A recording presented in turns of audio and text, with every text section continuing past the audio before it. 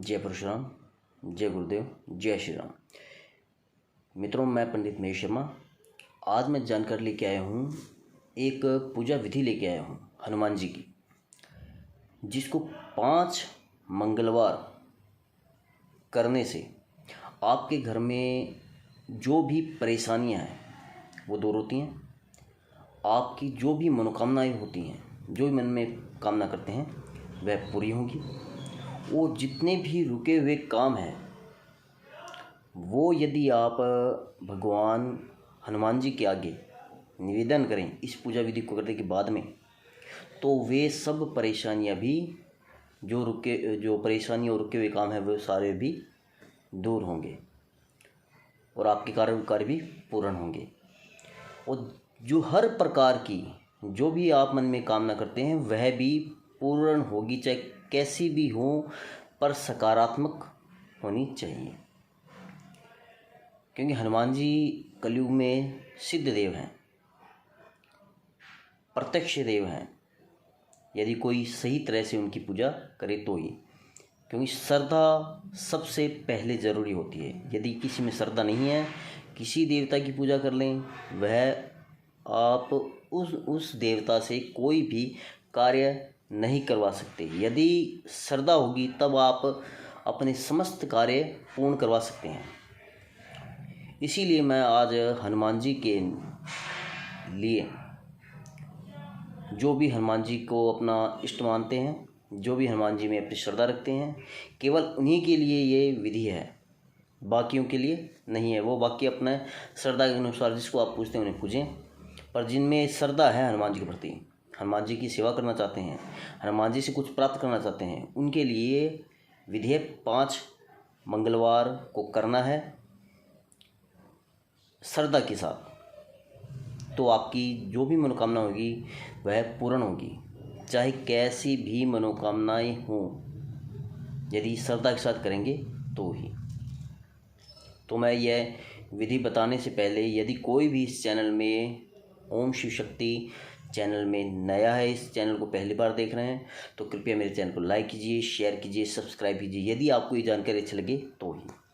तो मैं जानकारी शुरू करता हूँ। मित्रों, हनुमान जी के लिए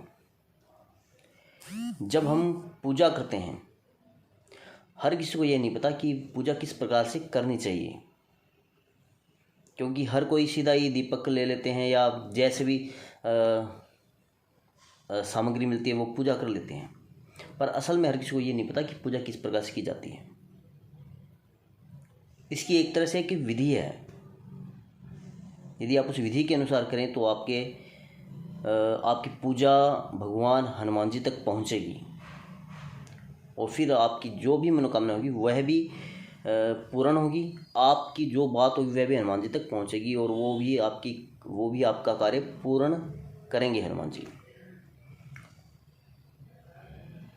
तो आपको करना क्या है, एक विधि है वो बता रहा हूँ।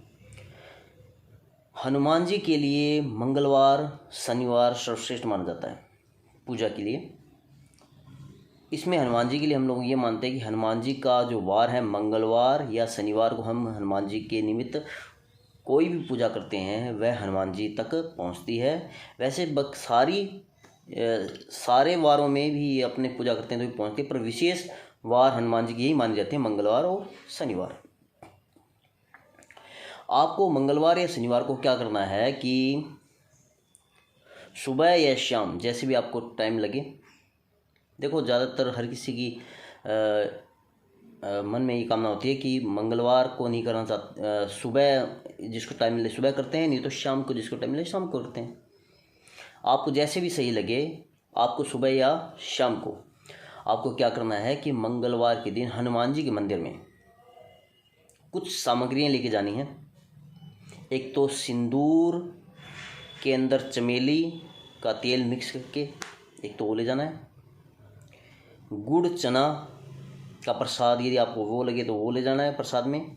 नहीं तो आप बूंदी के लड्डू या गुड़ घी के अंदर डुबोया हुआ, बिल्कुल भीगा हुआ, वो हनुमान जी को सबसे ज़्यादा प्रिय होता है। गुड़ चना सबसे ज़्यादा प्रिय होता है। और इन प्रसाद के अंदर जो आप भोग लेके जाएं उनके अंदर तुलसी ज़रूर रखें, क्योंकि तुलसी नहीं होगी तो हनुमान जी को तृप्ति नहीं होगी, तृप्ति नहीं होगी तो वो पूजा पूर्ण नहीं मान जाती उनकी, तुलसी के बगैर। तो तुलसी के सहित प्रसाद होना चाहिए। एक चोला लंगोट हनुमान जी के लिए होनी चाहिए, एक ध्वजा होनी चाहिए और पान का बीड़ा वो होना चाहिए, और चमेली का दीपक, एक बत्ती के अंदर चमेली के तेल और दीपक में डाल के आपको लेके जाना है। हनुमान जी के मंदिर पहुंचने के बाद में आपको सबसे पहले ये करना है कि हनुमान जी को जो आप सिंदूर जो चमेली के अंदर भिगोया हुआ है उससे भगवान हनुमान जी की पैरों से शुरू करना है, और मस्तक तक सिंदूर लगाने से पहले वहाँ पे श्री राम जी की प्रतिमा होगी, नहीं है तो साथ में लेके जाइए। तो उसको आपको क्या करना है कि हनुमान जी के सिंदूर लगाने से पहले श्री राम जी के श्री चरणों में उस सिंदूर को थोड़ा सा लगाना है और हनुमान जी के तिलक करना है, उसको सिर पे अपने मस्तक पर तिलक करना है। ये करने के बाद में आपको क्या करना है कि हनुमान जी के पैरों से शुरू करना है सिंदूर लगाते हुए। उनके सिंदूर लगाना है पूरे ऊपर तक, सिर तक लगाना है, पर उनके चेहरे पर नहीं लगाना। चेहरे, आँख, मुख पर आपको उनके चंदन उनके सिंदूर नहीं लगाना। आप उनके सिर्फ तिलक करना है, वो भी श्री राम जी के श्री चरणों के लगाने के बाद में उनके मस्तक पर तिलक कर सकते हैं। ये हो गया।